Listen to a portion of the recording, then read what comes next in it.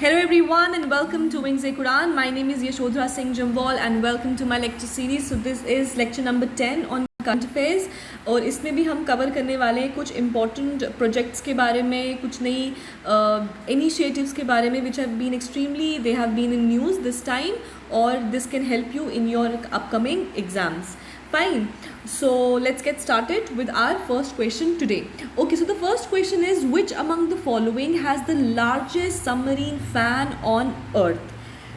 सबसे पहली बात ये जो क्वेश्चन है ये बहुत इंपॉर्टेंट है क्योंकि ये ओशंस के रिलेटेड है और ये क्यों इतना ज़्यादा लाइमलाइट में है I will tell you that अभी. सो फर्स्ट ऑफ ऑल कि सबसे जो लार्जेस्ट सो अभी इनमें से कौन सा ऐसा ओशन है जिसका लार्जेस्ट सबमरीन फैन है ऑन अर्थ?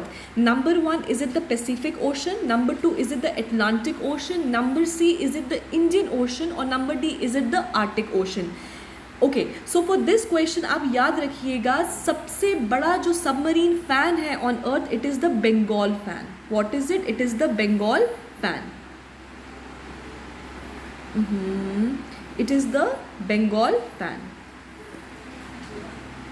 इसको बहुत बारी गंगा फैन भी कहते हैं. क्या कहते हैं? गंगा फैन भी कहते हैं. ठीक है, अब याद रखना ये प्राइमरीली या सबसे ज़्यादा कहाँ पे? बांग्लादेश के ही अलोंग लोकेटेड है. ठीक है, सो ऐसा कुछ नहीं है कि ये बांग्लादेश किसी का, ये एक ओशन का पार्ट है और जो प्राइमरीली कौन से एरिया में है ये आपका बांग्लादेश के अलोंग ही लोकेटेड है. सो बांग्लादेश के अलोंग लोकेटेड है, बंगाल फैन है, तो आपको पता चल गया होगा it is the Indian ocean. तो सबसे बड़ा जो सबमरीन फैन है on earth it is located on the Indian ocean, in the Indian ocean rather.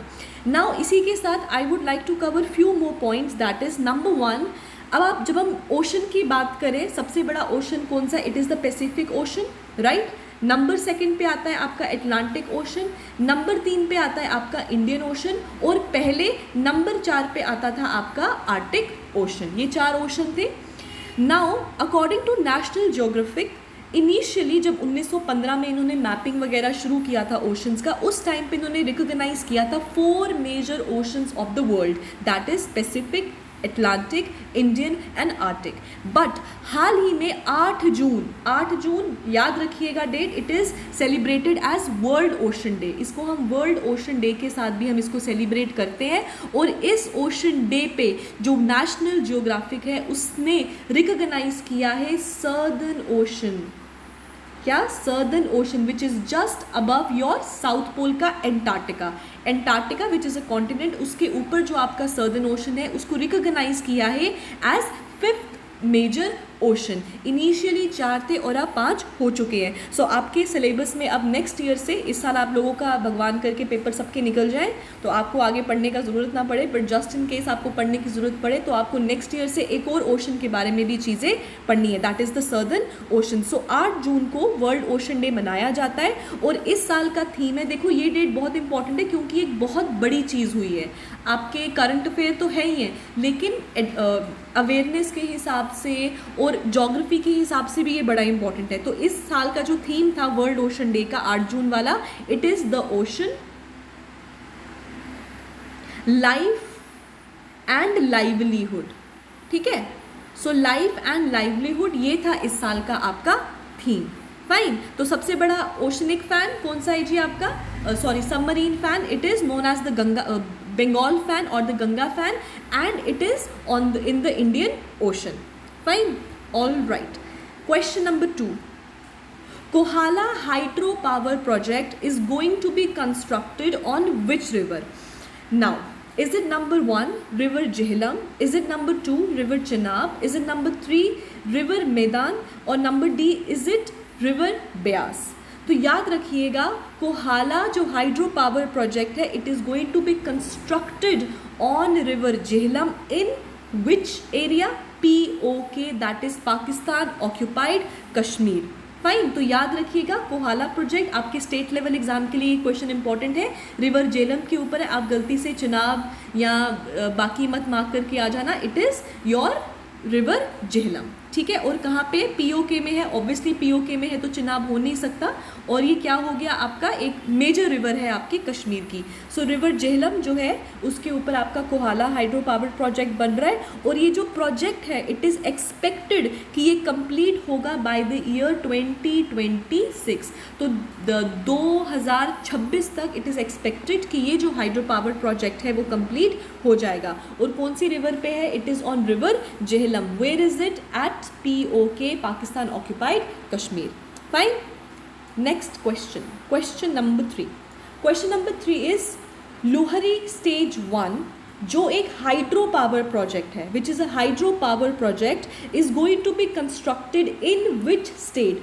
सो लोहरी जो आपका स्टेज 1 है वो एक हाइड्रो पावर प्रोजेक्ट है। आपको ये भी पूछ सकते हैं कि लोहरी स्टेज 1 के, सो it is a hydro power project. अब वो कौन से रिवर के ऊपर कंस्ट्रक्टेड है? पॉइंट नंबर 1 हमको वो जानना है, और कौन सी स्टेट में है। सो आप याद रखिएगा, अगर हम लोहरी स्टेज नंबर 1 की बात कर रहे हैं, इट इज़ इन हिमाचल प्रदेश, हिमाचल प्रदेश में है, और रिवर सतलुज, और सतलुज रिवर के ऊपर बन रहा है। ठीक है, so river Sutlej and in Himachal Pradesh. इसी के साथ आप एक और चीज़ याद रखिए, ये जो प्रोजेक्ट है it is implemented by who? It is implemented by SJVNL, that is Satluj Jal Vidyut Nigam limited. Sutlej जल, सतलुज का पानी, विद्युत मतलब इलेक्ट्रिसिटी, तो पावर हाइड्रो इलेक्ट्रिसिटी की बात कर रहे हैं, और Nigam limited. Fine. Question number 4। Question number 4 is, among who was the Abraham Accord signed? Now this is another question which is important. Why it is important? Because this location has extremely been in news इस साल, ठीक है, और अभी भी है। अभी हाल ही में impeach because of no confidence यहाँ पे हटाया भी गया है इनके इम्पॉर्टेंट ऑफिशियल। चलो हम आगे उसके बारे में बात करेंगे। सो अब्राहम अकॉर्ड की अगर बात करें तो ये किन के बीच में है, कौन कौन सी कंट्रीज़ के बीच में है? इज़ इट ईरान और इराक? इज़ इट UAE और बहरीन? इज़ इट UAE और ओमान? इज़ इट इज़राइल और सीरिया? अब्राहम अकॉर्ड की बात करें, सबसे पहले आप याद रखिएगा ये एक ट्राईलेटरल एग्रीमेंट है। ये क्या है? एक ट्राईलेटरल एग्रीमेंट है, ठीक है, ट्राईलेटरल एग्रीमेंट है। अब ट्राईलेटरल है मतलब 3 इन्वॉल्व है, तो आप याद रखिएगा ये फर्स्ट वन ऑफ एक तरीके का एक एग्रीमेंट है, वन ऑफ द एग्रीमेंट्स है जो इतने ज़्यादा साइन नहीं हुए हैं, जिसमें इज़राइल ने साइन किया है ये जो अकॉर्ड विद अरब नेशन। तो अरब नेशन के साथ उन्होंने, इज़राइल ने ये जो अकॉर्ड है उसको साइन किया है।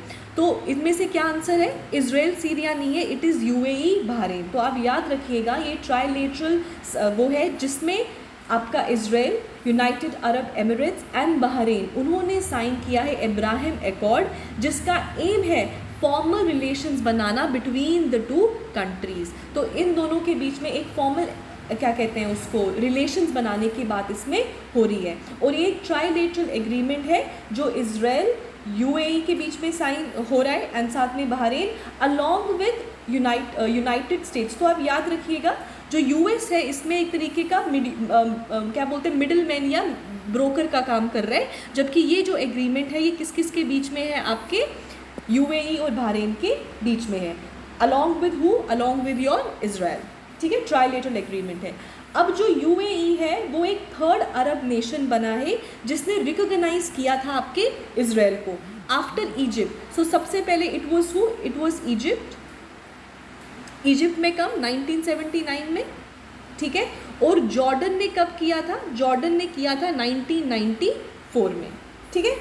और जो UAE है वो आपका 3rd अरब नेशन है। All right, so question number 5.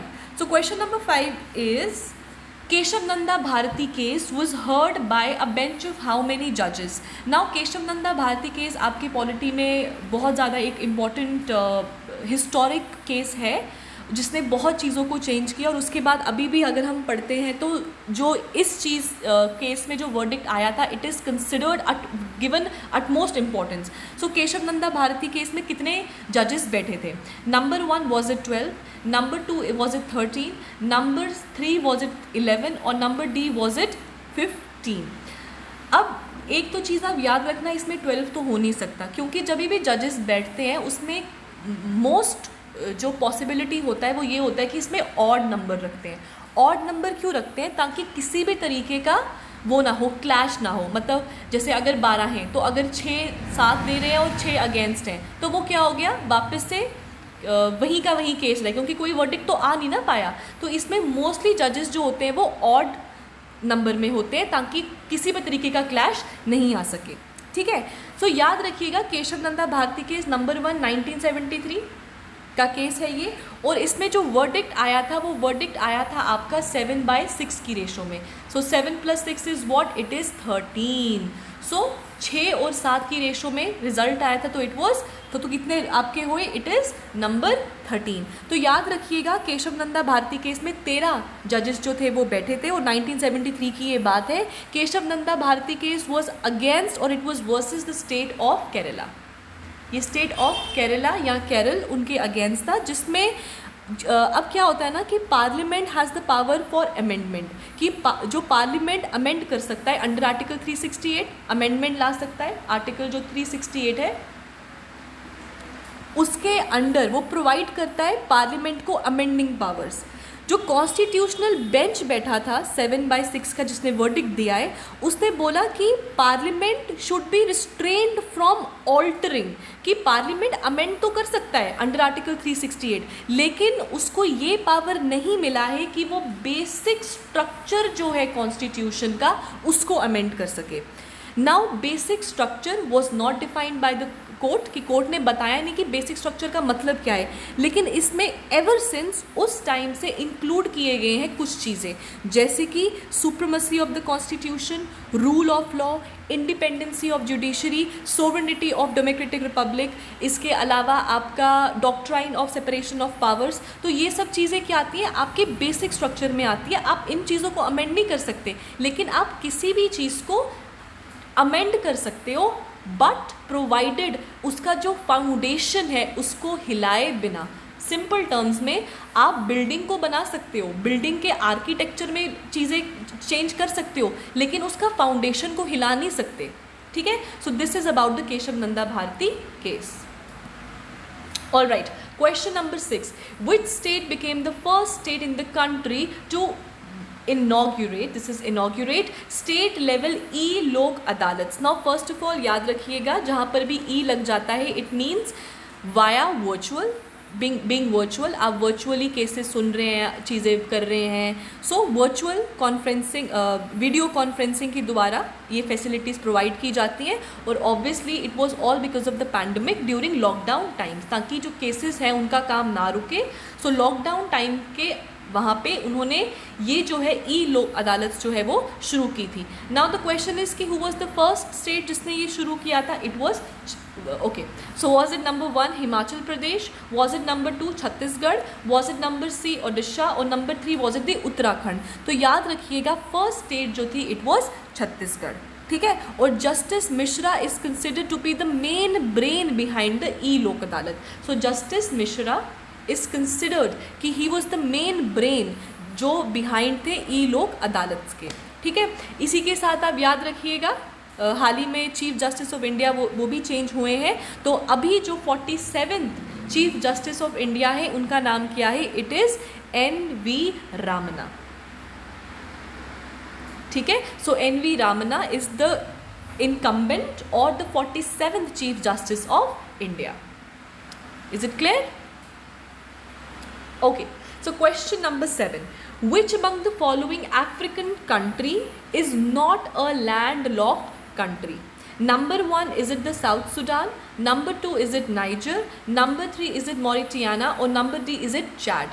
अब mark the key point, not, नहीं है लैंडलॉक्ड कंट्री, मतलब क्या है, कोस्टल एरिया के साथ जो है वो कवर्ड है। सो फॉर दैट हम एक मैप देख लेते हैं आपका।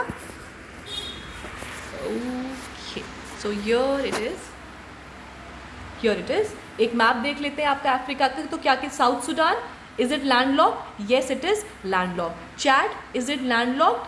Yes it is landlocked. इसी के साथ आपका नेक्स्ट था नाइजर, कंफ्यूज नहीं होना, ये नाइजीरिया है, ऊपर है नाइजर, तो ये आपका Niger. Is it landlocked? Yes it is landlocked. आपका चौथा था Mauritania, is it landlocked? No it is not landlocked. So ये जो है वो लैंडलॉक्ड नहीं है। इसके अलावा नाइजर, चैड, साउथ सुडान, देखो साउथ सुडान है, सुडान होता तो लैंडलॉक्ड नहीं था, रेड सी के साथ बॉर्डर टच होता है इसका। सो साउथ सुडान है तो yes it is landlocked. Niger है, yes it is landlocked. Nigeria होता तो नहीं होता, बट नाइजर है तो हाँ लैंडलॉक्ड है। Mauritania, is it landlocked? No it is not landlocked. और ये रहा आपका बिल्कुल ऊपर एटलांटिक ओशन, ये एटलांटिक ओशन, ये देखो इंडियन ओशन, ठीक है। ओके, एक और चीज़ मैं आपको बता दूं, जब हम ऊपर ये कर रहे थे ना ओशंस के बारे में, याद रखिएगा जो आपका हाल ही में जो आपका 5th मेजर ओशन जो रिकॉग्नाइज़ किया है नेशनल जियोग्राफिक ने, वो एकमात्र ऐसा ओशन है जो 3 ओशंस के साथ अपनी बाउंड्री शेयर करता है। कौन कौन सी? यहाँ से आपका पैसिफिक आता है, अच्छा तो यहाँ से आपका पैसिफिक ओशन आता है, यहाँ से आपका इंडियन ओशन आता है, और यहाँ से आपका एटलांटिक ओशन जो है वो आपका कवर करता है। सॉरी, यहाँ पर भी पैसिफिक है क्योंकि धरती गोल है। पैसिफिक, इंडियन, एटलांटिक, ठीक है। तो ये क्या है आपके Pacific number 1, Atlantic number 2, Indian number 3, और यहाँ पर आपका क्या है पैसिफिक है जो हमने पीछे कवर कर लिया है। तो ये 3 ओशंस के साथ जो है अपनी बाउंड्री को शेयर करता है, मतलब 3 ओशंस का पानी जो है वो यहाँ पे आके मिलता है, इसमें मिलता है। All right. So question number 8. Question number 8 is consider the following statements in reference to National Council of Science Museum, NCSM. It is option number 1 national council of science and museum के बारे में बात हो रहा है। It is a premier institution in the field of science communication. Number 2, it is government organisation under ministry of culture, government of India. It is primarily engaged in popularizing science and technology through network of science centers and mobile science exhibition units that visit rural school. तो ये सब के सब points इसके related है, आप इन points को याद रखिएगा। आप हमको बताना है कि इनमें से कौन कौन सा सही है। ऑप्शन नंबर 1 इनमें से कौन सा करेक्ट है? Number 1, is it only 1 and 2? Option number 2, is it only 1 and 3? Option number C, is it 2 and 3? या option number D, it is 1, 2 and 3? तो आप याद रखिएगा सिर्फ 1 and 3 सही है, सेकेंड वाला सही नहीं है। So it is a primary institution in the field of science communication. Science की बात हो रहा है तो मिनिस्ट्री ऑफ कल्चर कहाँ से आएगा, तो आप वहाँ से इसका थोड़ा सा आइडिया लगा सकते हो। इसी के साथ इसका प्राइमरीली किस चीज़ में इंगेज्ड है? पॉपुलराइज करने में science and technology through a network of science centers and mobile science exhibition units that visit another important point, rural schools। तो ये भी याद रखना, इसमें rural schools included हैं, ठीक है। और ऑब्वियसली साइंस की बात हो रहा है, रूरल एरियाज की बात हो रहा है, उसमें मिनिस्ट्री ऑफ कल्चर का क्या काम? So it is option number 1 and 3, not option number 1 and 3, not option number 1 and 2, ठीक। चलो question number 9, Wayanad wildlife sanctuary, इसके बारे में हमको बताना है। सेंचुरीज़ के ऊपर मेरा अभी लेक्चर आना है, सो नॉट टू वरी, वो आएगा ही आएगा, फिक्र ना करें। आई एम डूइंग माई वर्क, वो आएगा ही आएगा। पर मैं चाहती हूँ पहले करंट अफेयर्स क्लियर हो जाए, फिर उसके बाद हम सिर्फ आपके वाइल्ड लाइफ सेंचुरीज उन सब के ऊपर कवर करेंगे, ठीक है। So it is integral part of Nilgiri biosphere reserve. Where is it? Kerala. Number 2, Kabini, a tributary of Godavari river flows through the sanctuary. So Wayanad wildlife sanctuary जो है, सबसे पहले क्या वो एक इंटेग्रल पार्ट है आपकी नीलगिरी बायोस्फीयर रिजर्व का? Yes, it is an integral part of Nilgiri biosphere reserve. इसी के साथ कहाँ पे आपका नीलगिरी बायोस्फीयर रिजर्व? केरल, ठीक, क्लियर। इसी के साथ क्वेश्चन जो सेकंड ऑप्शन है, that is your Kabini which is a tributary of Godavari river flows through the century. Point number 1, does it flow through the sanctuary? Yes, it flows through the sanctuary. So Wayanad wildlife sanctuary से आपकी जो काबिनी है वो flow करती है। Point number 2, is it tributary of Godavari? No, it is not tributary of Godavari, it is a major tributary of Kaveri, ठीक है। इसी के चलते आपका ऑप्शन नंबर 2 गलत हो गया। ये रिवर फ्लो ज़रूर करती है लेकिन ये ट्रिब्यूटरी गोदावरी की नहीं है, ट्रिब्यूटरी ये कावेरी की है। Fine, all right. सो कौन सा ऑप्शन सही हो गया? 1, 2, 1, 2 या दोनों में से एक भी नहीं? सो गलत गलत गलत, ओनली 1, ठीक। और एक चीज़ और याद रखिएगा, जो आपका नीलगिरी बायोस्फीयर रिजर्व है वो क्या है, it is first from India. ये फर्स्ट ऐसा बायोस्फीयर है आपका इंडिया का which was included in UNESCO's MAB project, man and biosphere project में ये फर्स्ट ऐसा था जो इंक्लूड हुआ था। ठीक है, okay. Question number 10, question number 10 is pan bio COVID-19 which was recently in news, it is related to what? Number 1, was it a new virus strain which has been extremely in news? आप देख रहे हैं अभी कितने variants जो हैं आ रहे हैं और उनके ऊपर अभी भी बातें हो रही हैं, सर्च हो रही है, और let's see, I hope third wave ना ही आए, but you never know. Number 2, is it a vaccine? क्या ये एक वैक्सीन है? Number C, is it a testing device? कि ये एक टेस्टिंग डिवाइस है? और number D, is it a campaign? याद रखिएगा, जो आपका पैन बायो COVID-19 है वो एक टेस्टिंग डिवाइस है, ठीक है, ना ही एक कैंपेन है, ना ही ये एक वैक्सीन है, और ना ही ये एक वायरस का न्यू स्ट्रेन है, ये एक टेस्टिंग डिवाइस है। So pan bio COVID-19 it is a testing device. Clear? Question number 11, question number 11 is industrial deep decarbonisation initiative. So नाम में पता चल गया ये इंडस्ट्रीज़ के साथ रिलेटेड है, और क्या काम करना है, डीकार्बनाइजेशन का इनिशिएटिव ये लिया गया, मतलब कार्बन जो है उसका एमिशन कम करो और जितना भी कार्बन है उसको मिनिमाइज या कट करने के बारे में बात हो रही है। Fine.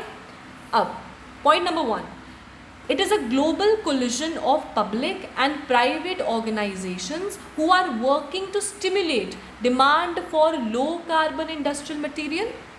Number 2, the IDDI is co-led by UK and India. Fine. इनमें से करेक्ट ऑप्शन कौन सा है? क्या पहला सही है, क्या दूसरा सही है, क्या ये दोनों सही है, या दोनों में से एक भी सही नहीं है? तो आप याद रखिएगा, अगर हम IDDI के बारे में बात कर रहे हैं तो ये दोनों ऑप्शन सही हैं। सबसे पहले ये एक ग्लोबल कोलिजन है जिसमें पब्लिक और प्राइवेट दोनों ऑर्गेनाइजेशंस बात करेंगे और इकट्ठे काम करेंगे, मतलब not only for public industries या organisation, both for public and private, because it is a need of the hour. Humankind all have to come together for decarbonization. किसी एक का काम नहीं है, ठीक है। स्टिमुलेट करना है डिमांड फॉर लो कार्बन, कि जितना भी इंडस्ट्रियल मटेरियल से जो कार्बन जनरेट होता है उसको कम करना है। याद रखिएगा, इट इज़ को led by UK and India. तो इसको दोनों यूके और इंडिया दोनों के दोनों इसको कोलेट कर रहे हैं। लेकिन अगर हम करंट मेंबर्स की बात करें ना, तो उसमें जर्मनी एंड कनाडा दोनों इंक्लूड होते हैं। So Germany and Canada they both are included, but it is a co-led by UK and India, ठीक है। अब India along with government of UK, United Kingdom, उन्होंने लॉन्च किया है ये एक इनिशिएटिव, IDDI एक इनिशिएटिव है। अब देखिए, ये इनिशिएटिव है तो किसी के थ्रू आ रहा है, तो ये किसका इनिशिएटिव है? ये इनिशिएटिव है CEM का। CEM stands for Clean Energy ministerial या मिनिस्ट्रल, ठीक है।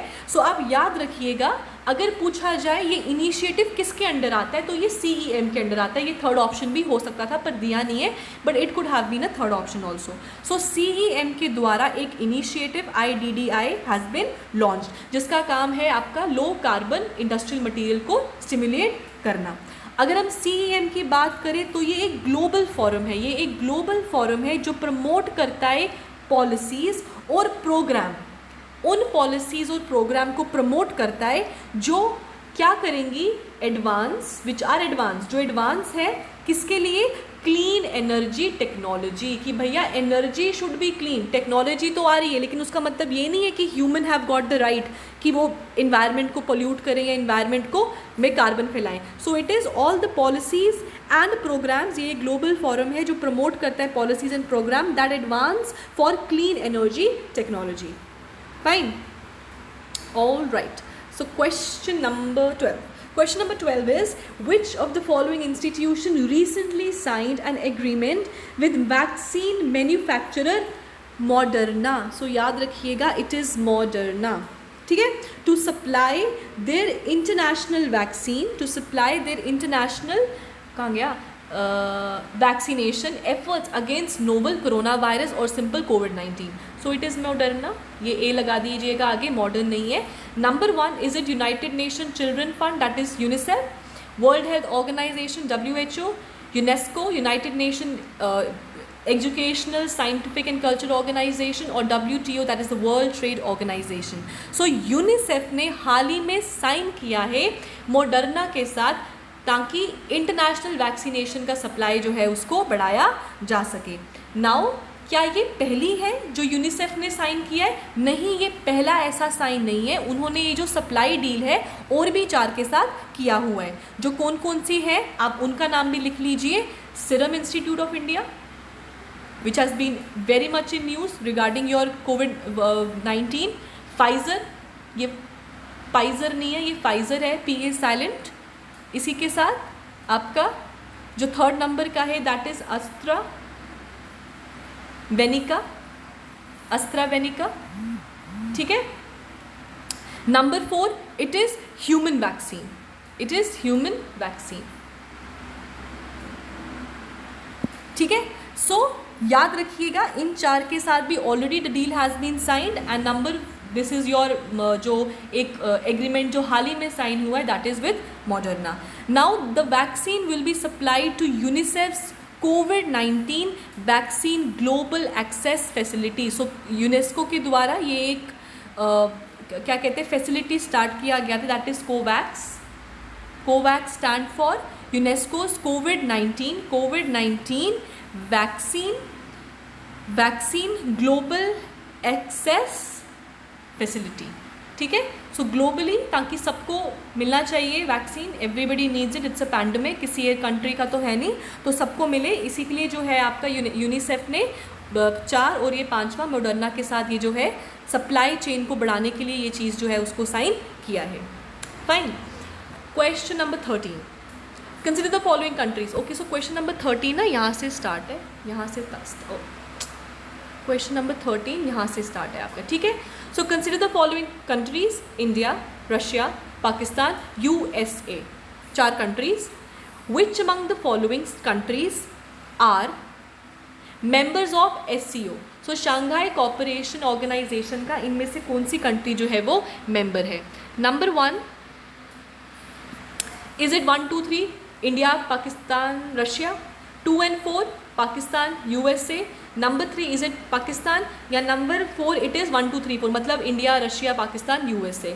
अगर हम SCO की बात करें तो अभी याद रखिएगा जो 20th समिट हुआ है SCO का, council of head of the states, उसको रशियन प्रेसिडेंट ने, व्लादिमीर पुतिन, उन्होंने क्या किया था, चेयर किया था. जो 20th समिट था वर्चुअली हुआ है, obviously first time in the history of SCO ये वर्चुअल समिट जो है वो हुई थी. अगर हम SCO की बात करें, इसी के साथ आप ये भी याद रखना, कंप्राइज करती हैं इसमें 8 कंट्रीज़, और जो ये 8 कंट्रीज़ है वो 42% ऑफ वर्ल्ड पॉपुलेशन है, और 20% का जो ग्लोबल GDP है वो इन्हीं के द्वारा है, ठीक है. सो 42% ऑफ द वर्ल्ड पॉपुलेशन और 20% ऑफ ग्लोबल GDP जो है वो इन्हीं कंट्रीज़ का है. और 20th समिट किसने चेयर किया था? रशियन प्रेसिडेंट ने चेयर किया था. अब इसमें 8 कंट्रीज़ हैं, ठीक है, याद रखिएगा कौन कौन सी हैं. China, Russia, India, Pakistan, 4 countries हैं. इसी के साथ और कौन सी कंट्रीज़ हैं? तजाकिस्तान,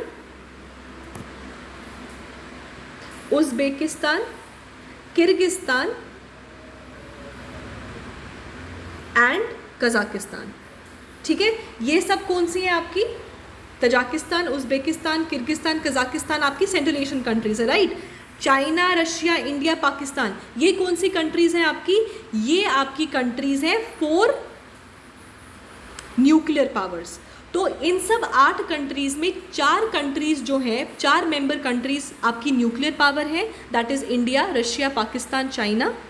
और चाइना एंड रशिया 2 ऐसी कंट्रीज़ हैं जिनकी UN में परमानेंट सीट है, ठीक है। और जो बाकी की ये बची, एक्सक्लूड कर दो आपका तुर्कमेनिस्तान को अगर हटा दिया जाएगा, बाकी कंट्रीज़ आपकी सेंट्रल एशियन कंट्रीज़ हैं, ठीक है।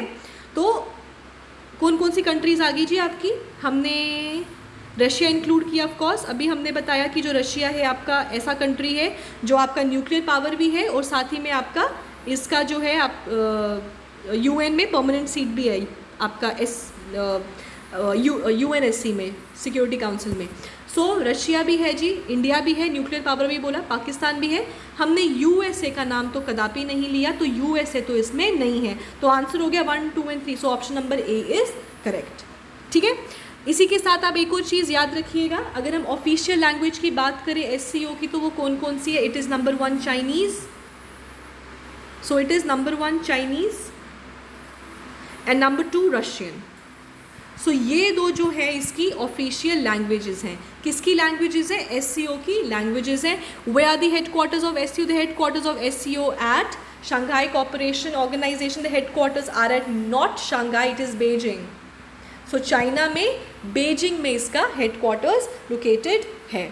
Fine, all right. सो अभी आज हमने 13 क्वेश्चन कवर किए। नेक्स्ट एमसीक्यू भी जल्दी आएगा आपका। Sorry for the delay, I was not keeping well, so I was not able to record, तो इसलिए मैं कर नहीं पाई। But don't worry, now I am doing fit and fine, so I am going to record regularly. और आपका जो next जो होगा करंट अफेयर्स पे होगा, और आपका एक पेंडिंग लेक्चर है आपका आपके सेंचुरीज वगैरह पे, वो भी ज़रूर ही आ जाएगा, ठीक है।